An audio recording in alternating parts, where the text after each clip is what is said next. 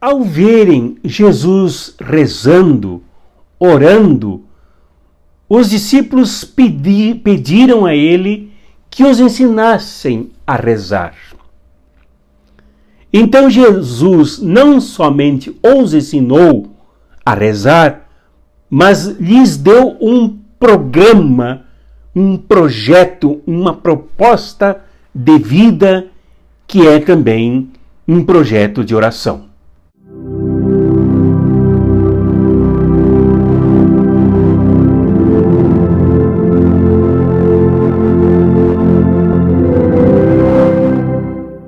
O Evangelho deste 27 de julho de 2019, do 17º domingo do tempo comum, é o de São Lucas, no capítulo 11, principiando pelo versículo 1 e terminando no versículo 13º.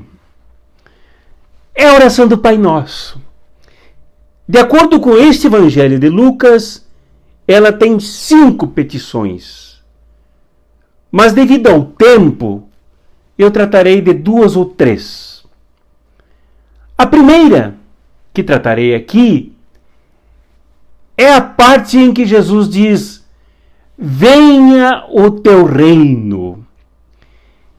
Este item desse programa de vida, desse projeto de missão para os discípulos, Jesus pede que eles orem solicitando, invocando a atuação do reino de Deus que ele viera realizar no mundo, a partir da Palestina, a partir dos povos da Palestina, a partir dos pobres da Palestina.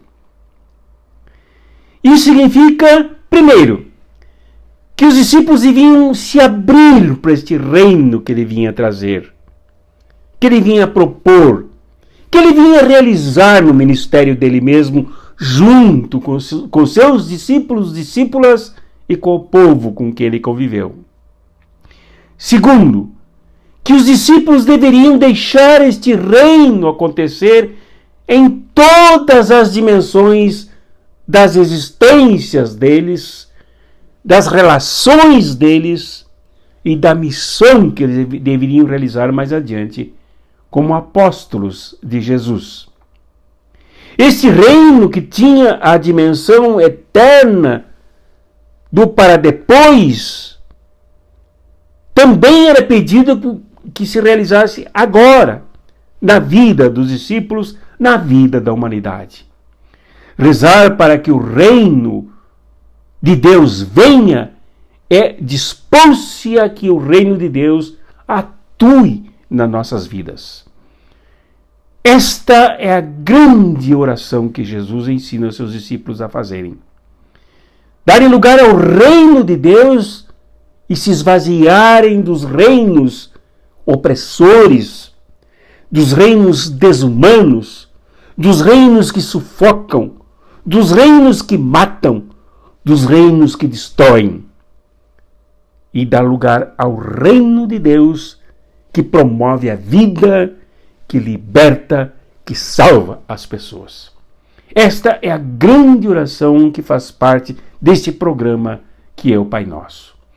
O segundo destaque que eu dou é sobre o pão. Dá-nos a cada dia o pão de que precisamos. Isto é, Jesus que vinha realizar o seu reino como Messias, integrava na sua missão de Messias, na sua realização do reino, o grande banquete que satisfaz as pessoas no mais profundo das suas carências, como por exemplo do pão. O pão que agrega as pessoas, fazendo com que ele seja nosso. O pão que é produzido por todos nós. Deve também servir de alimento para todos nós, sem que ninguém seja excluído, sem que haja Lázaros, desculpem, passando fome debaixo da mesa do rico, comendo apenas as migalhas que caem. Pedir que o pão nosso nos seja dado a cada dia é não aceitar a fome, nem minha e nem de ninguém. Quem reza o Pai Nosso pedindo o pão nosso de cada dia, se dispõe a lutar pelo pão que o Messias veio servir nas mesas da humanidade. Não só o pão eucarístico, que satisfaz a fé, que realiza a fé, que alimenta a fé, que recorda do Cristo que se entrega, mas o pão em todas as suas dimensões, na biológica, na estomacal, na física, e também o pão da fé, o pão cultural, o pão social, o pão da compaixão, o pão da fraternidade. Então, dá-nos a cada dia o pão de que nós precisamos. É a grande mesa do Messias, é a grande mesa do messianato, do reino que Jesus veio pedir. E o outro destaque que dou é: perdoa-nos os nossos pecados, pois nós também perdoamos a todos os nossos devedores. Então, esta condição é um reparo profundo para a nossa humanidade. Nós precisamos do perdão que liberta, do perdão que corrige, do perdão que Ele realiza no seu próprio ministério, que Jesus realiza no seu próprio ministério, perdoando a todos com quem Ele conviveu, ao ponto de escandalizar os conservadores, os fariseus, que sempre o perturbavam, porque Ele perdoava os pecadores e o poder de perdoar era reconhecido. Nós precisamos constantemente do perdão, sermos corrigidos. Nós pecamos seguidamente, nós saímos do alvo para o qual Deus os criou e nos afastamos do reino que Jesus veio nos trazer. Por isso precisamos do perdão. Quem de nós não precisa do perdão? E quem das nossas relações não precisa do perdão? E nós nos perdoarmos mutuamente.